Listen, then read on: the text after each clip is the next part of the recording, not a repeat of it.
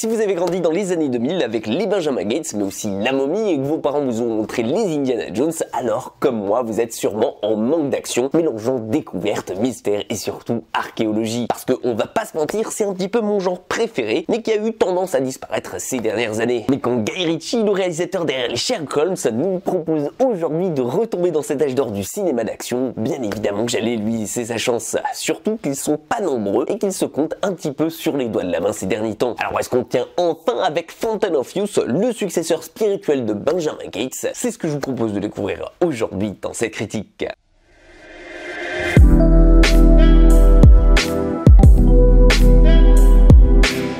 Dans Fountain of Youth, vous allez donc suivre Luc Perdu, un chercheur de trésors peu orthodoxe mais très prolifique quand il s'agit de se mettre à la tâche. Car en effet, ce dernier, depuis sa plus tendre enfance, travaille à son compte avec son équipe à la recherche de trésors perdus et qui parfois devraient le rester. Et dans sa dernière aventure, ce dernier s'est associé à Owen Carver, un milliardaire dont les jours sont comptés vu que ce dernier est atteint d'un cancer du foie. Alors forcément, vous le voyez venir de loin et comme vous avez lu le titre du film, il va venir financer ici l'expédition du chercheur de trésors afin de trouver la fontaine de jouvence. C'est donc une course contre la mort qui attendra notre équipe ici, qui va courir aux quatre coins du monde entier à travers les énigmes, la concurrence, mais surtout les protecteurs de ces dernières. Et dans leur course, ils ne seront pas seuls, car Charlotte va venir les aider, à savoir la sœur de Luc, elle qui est conservatrice de musée et qui, plus que n'importe qui ici, contenait les légendes et les mythes liés à cette histoire. Alors oui, je pense que vous l'avez déjà compris, Fountain of Youth, c'est un petit peu une revisite des meilleurs films liés au genre de l'aventure. Que ce soit les Benjamin Gates, La Momie, Da Vinci Code ou même Jungle Cruise, l'exemple le plus récent que j'ai en tête, on va de nouveau suivre ici les aventures excentriques d'un homme attiré par les plus grandes merveilles du monde et qui,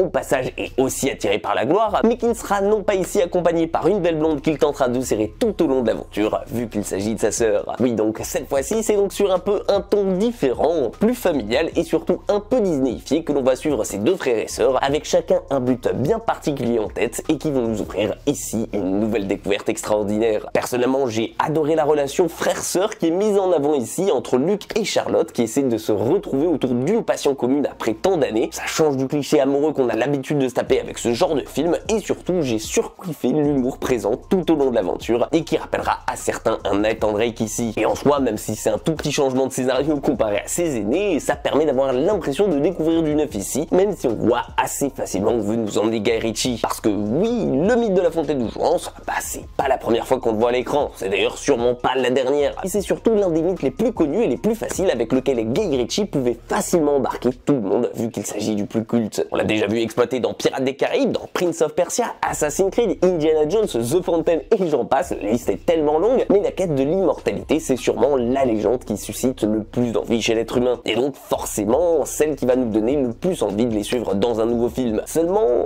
il en faut plus qu'un seul bon scénario ou d'une bonne idée derrière pour empêcher un film d'être totalement mauvais. Et ça, Guy Ritchie l'a vite compris aujourd'hui puisqu'il s'est en tiré du meilleur casting possible afin de nous embarquer dans cette nouvelle quête. On retrouvera donc pour notre plus grand plaisir John Krasinski, Nathalie Portman et même Donald Gleason qui forment un excellent trio de tête pour dynamiser cette aventure ici. Et rassurez-vous car ce n'est pas tout parce que pour les plus férus du genre, on aura aussi le droit à notre lot d'énigmes, d'artefacts anciens et surtout de mécanismes mélangeant parfois ingénierie d'une autre époque, associés bien entendu à un peu de magie. Je vais être honnête avec vous, j'ai pris un plaisir fou à voyager à leur côté ici, que ce soit à travers des pyramides, des bateaux enfouis au fin fond de l'océan. Une chose est sûre, ça fait un bien fou de ressentir réellement l'action à l'écran, tout comme dans un Mission Impossible par exemple, et surtout d'avoir potentiellement la sensation de pouvoir le toucher. Et le fait qu'ils aient filmé ça en extérieur, pas intégralement sur fond vert, avec de vrais décors et un budget bien conséquent derrière la production, bah je vous le dis, ça joue beaucoup sur son réalisme et surtout sur un potentiel de revisite dans 10 ans. Je m'explique, en quelque sorte, même si quelques effets spéciaux manquent un petit peu de finesse à mes yeux ou bien de fignonnage pour rester totalement invisible, bah globalement ce nouveau film d'action on y croit. On n'a pas l'impression que tout est fake et surtout bah ça va contribuer à pouvoir revoir le film dans 10 ans sans avoir l'impression qu'il a mal vieilli, comme la plupart des films d'action de nos jours. Honnêtement, le rythme est très bon, on sent que niveau action et aventure ça s'inspire beaucoup des grandes années de Benjamin Gates. J'ai adoré le côté Da Vinci Code qui en rajoute rajoute un petit peu au fil de l'aventure et qui se lie peu à peu au côté mythe protégé par la religion. Et même si sa mise en scène est un peu cliché sur les bords, bah honnêtement ça fait honneur au genre. Je vous le dis, ça m'a fait grave plaisir de retrouver enfin du bon Guy Ritchie à l'ancienne. Comme quoi, une fois tous les 2-3 ans, il nous réserve un très bon film parmi la dizaine de projets qu'il a sortis dans le lot. Franchement, la seule chose qu'on pourrait peut-être lui reprocher ici, ce sera forcément ses facilités scénaristiques. Mais honnêtement, à